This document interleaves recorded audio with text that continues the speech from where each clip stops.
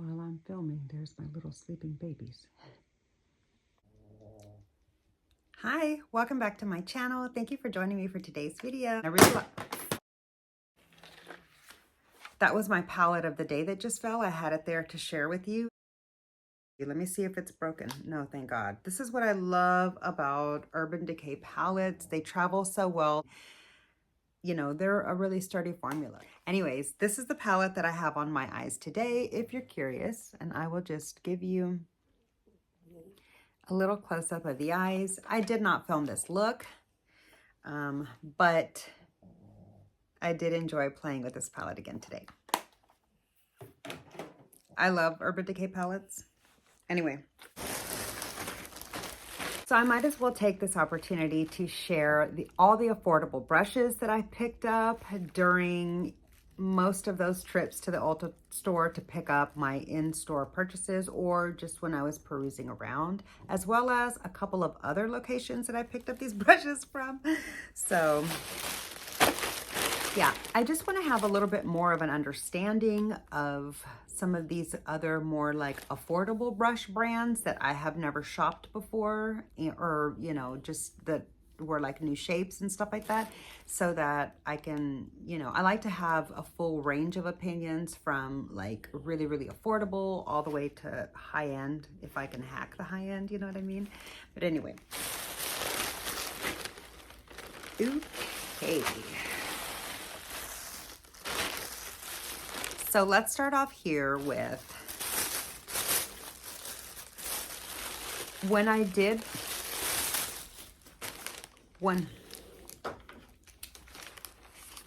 popped into that Target and found my ColourPop palette, which I did recently post a video on as well as a short. So curious to see what I did with that palette, look down below in the description box. I'll have that there for you if you want to check it out. But yeah, while I was perusing the makeup section, I wasn't there to do that. What was I there for? Oh yeah, I was looking for Bioderma. Anyway, I picked up a couple of Sonia Kush brushes, and so I thought that this one here looked kind of nice for maybe like a bronzer. So yeah, I can't wait to wash these and check it out. And then I can't remember what this one is. I think this one might be for like, I think I got this one for like cream blush, and specifically to use with like, to have more cream blush options.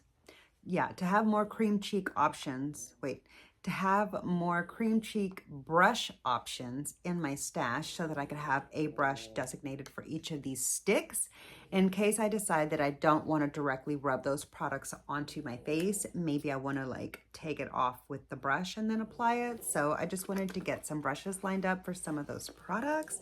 So I decided to check out a couple of Sonia Kush Kashuk. Try again. So I decided to try a couple of Sonia Kush brushes. Ugh, I cannot spoke right. Okay, let me try this for the last time.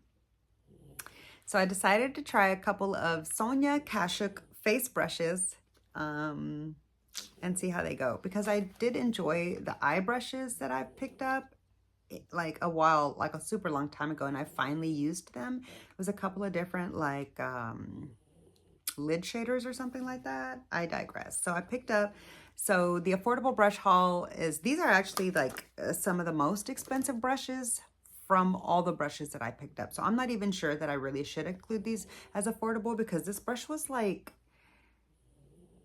I was about to say $30, but actually I think I paid $30 for both of them. So I guess that is kind of affordable.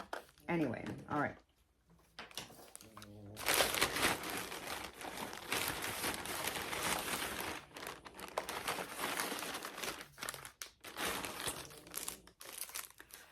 At one point, I ordered this NYX Pro Blender. This is, you can see the label right there.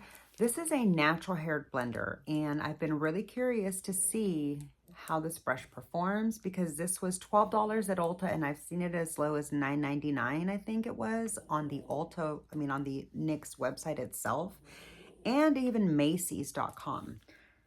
If I remember correctly. And yeah, so I wanted to check this brush out. So that's a NYX eye blender. That is a natural haired brush. I also, hold on.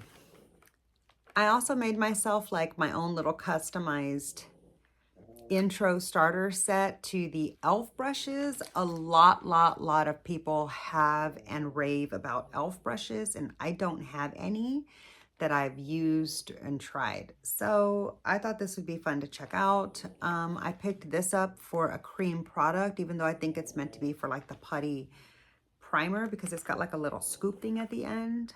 I don't know, maybe one day I'll use it for a potted primer or something. I don't know, but I just thought it would be, you know, nice for like maybe one of those cream stick products that I just picked up.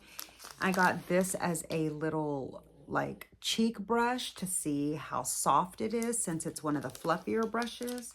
I also am still trying to add to my contour brush collection so that I can establish what type of contour brush is my favorite, since I don't have a lot of experience with contour brushes in the past up until here more recently. And then these I got a long time ago, but they've literally been sitting in my makeup stash for over a couple of years, and I decided I might as well use them now. I got this when it first released to dupe the ABH one, and I kept thinking that I was going to try that ABH brow freeze pot thing or whatever, and I never did. So I probably don't need that spatula for anything. It might be handy for like scooping out foundations or something, but I like that it's got a little spoolie at the end, so maybe I'll just like keep this in my travel set of brushes or something like that. But I also picked up a liner and a lid shader, because those are two of my most used brushes in general. Like I use the liner brushes whenever I do potted gel pot, like gel pot eyeliners, which this last like couple of years is when I really got into gel pot eyeliners, because before that I always did a liquid stick, and I just decided to like get into the pots because they offer a lot more colors, and just to reacquaint myself with that style of a wing. As you can probably tell from my wings that I do with gel pot, they're not as beautiful as my liquid liner ones, and that's because I got out of using that kind of liner, and so my skill has diminished a lot, and so the only way to brush that up is to start to do it again more and more. And so anyways, I have since then acquired like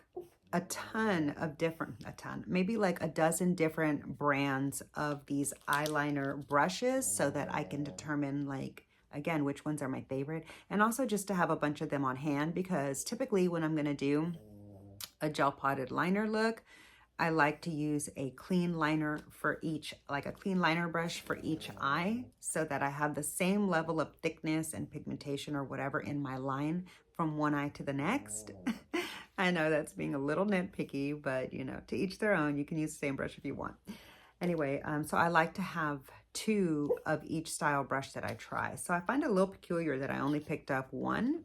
Maybe I had intended at the time that I picked this up, because yeah, I believe that I picked this up a super long time ago and it was long before. Maybe I intended to check this out for like brows or something, but you know, I can use it for eyeshadow liner. You can use it for gel pot liner. So I thought it would be nice to check it out, because I wanted to see if it's soft, especially since it's like going right up against the lash line and it's not on like a big area. And you know, the shader brush is a given. I always need a good lid shader, and I wanted to check this one out and see how they perform. So I'm looking forward to washing all of these, and forming my opinions on these e.l.f. brushes, and seeing if I want to add to my e.l.f. brush collection, or if I don't really like the brushes that much. So I'll keep you updated on that.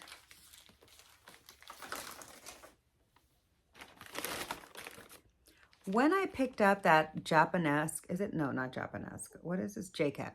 I was at TJ Maxx yesterday looking at brushes, and they have a bunch of Japanesque all the time, and so that's why that was stuck in my mind. But anyways, back when I shared in a haul or some time ago, a while back, the little J-Cat 4 or 5 pan cake liner palette, this was the brush that I picked up to go with it, and it really looks very much like the Bobbi Brown fine tip eyeliner brush. So I wanted to compare this to that brush specifically and, you know, just share my thoughts and see how they perform or whatever, and see if this little cheap version is better than the Bobbi Brown brush, or if the Bobbi Brown brush, say that 3 times, or if the Bobbi Brown brush is worth its price.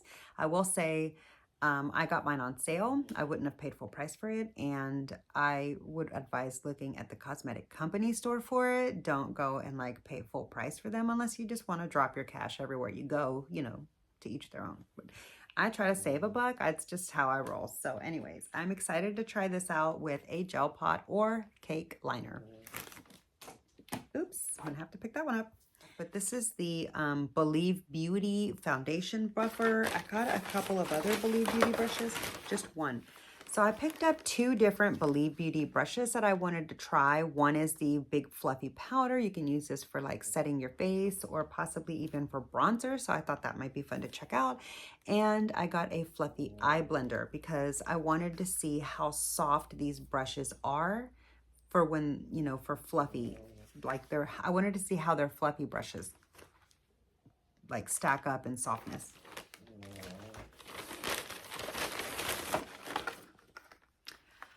I picked up this one About Face Beauty brush that it was on clearance, or maybe, no, I think I bought it, I think it's only like $7 or something, but I think I bought it to like make it to the shipping and handling when I got those liquid eyeliner, like those liquid eyeshadows that I still haven't used. And that's probably because they turned out to be colors that I wasn't expecting. They looked very different on the computer and in the photo images, and they're not the colors that I wanted. So at least I threw in a brush to that order, so the whole order wasn't a bust. But yeah, I need to use this and check it out. I don't know if I'm going to use it for liquid or powder, but there we go.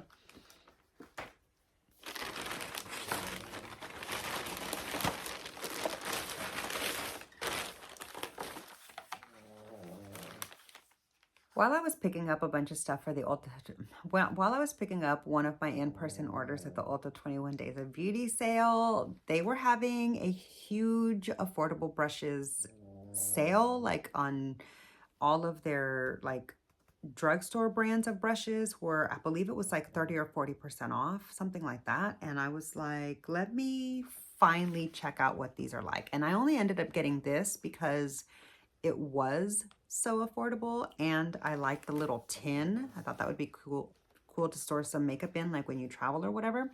And specifically what made me start to even look this direction at EcoTools was this little like cheek contour brush there. As you can see here in the back, it's kind of like divoted down. And I know that Sigma makes a brush like this, but I wanted to try a cheap and smaller version first. And so I was curious about this brush, and I couldn't get it as a single because it came as a duo. And then I was like, well, how am I going to get EcoTools face brushes but not try the eye brushes? So I was really curious about the eye brushes. And if you look really closely, a couple of these shapes, specifically down here, I think I'm going to get a lot of use out of. They look really neat, and I could probably use these for like eye base or something. So yeah, I thought it might be fun to check this set out, and I picked up both of these for almost the price of just this one. So I was like, might as well.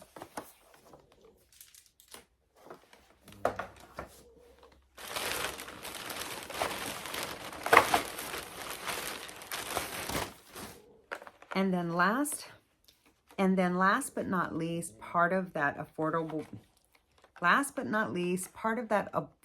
brushes sale that they had going on, I think it was actually called the Fall Beauty Sale. I decided to pick up a few, okay, hold on.